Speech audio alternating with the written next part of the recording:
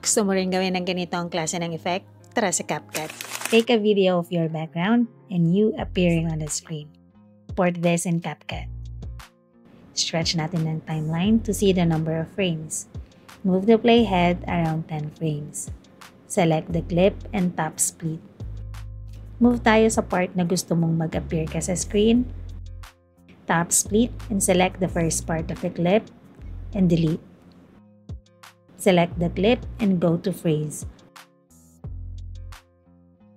At magkakaroon ka dyan ng static frame. Swipe natin to pabalik and tap overlay.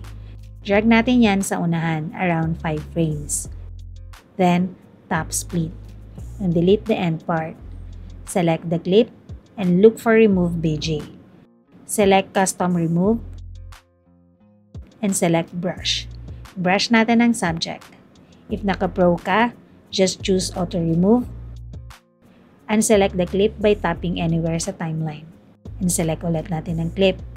Then, add the first keyframe. Move natin yan sa unahan. Then, adjust na natin ang size nito at drag natin yan pataas. Move lang tayo forward, tap graphs, and choose cubic in. Tap tick. Tap back. Make sure na walang nakaselect na clip.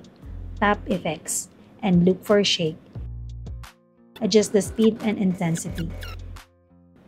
Trim lang natin ang effects, and then export. Oh, kaya na yan ha. Okay, bye.